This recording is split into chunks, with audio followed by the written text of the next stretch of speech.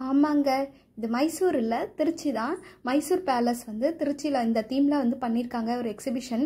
Vestry ஸ்கூலில் எப்பயுமே வந்து எக்ஸிபிஷன் இருக்கும் இல்லையா, அந்த எக்ஸிபிஷன் ட்ரேட் ஃபேர் வந்து இங்கே பண்ணியிருக்காங்க. மைசூர் பேலஸ் செட்டப்பில் வர்த்தாக இருந்துச்சு பார்க்க. நிறைய டைம் வந்து கொஞ்சம் ரொம்ப ரொம்ப சுமாராக தான் இருக்கும். இந்த செட்டப் வந்து வர்த்தாக இருந்துச்சு. உள்ளுக்குள்ளே ஒன்றும் இல்லை, ஒரு ராஜ தர்பார் அந்த மாதிரி மட்டும்தான் இருந்துச்சு.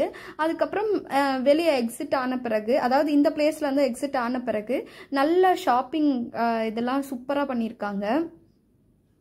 எப்போவுமே இந்த எக்ஸிபிஷன்ஸ்லலாம் வந்து கொஞ்சம் காஸ்ட்லியாக தான் இருக்கும் எல்லா திங்ஸுமே. இப்போ வந்து ரீசனபிளாக பண்ணியிருக்காங்க.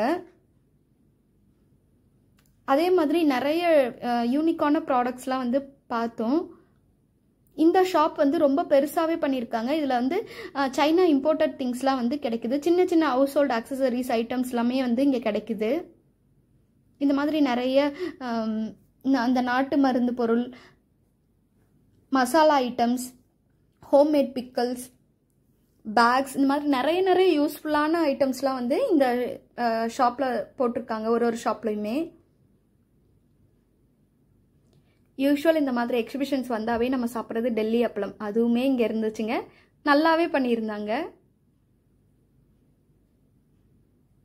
அதுக்கப்புறம் ஜெயின்ட் வீல் மாதிரி நிறைய கேம்ஸும் இருந்துச்சு விளையாட.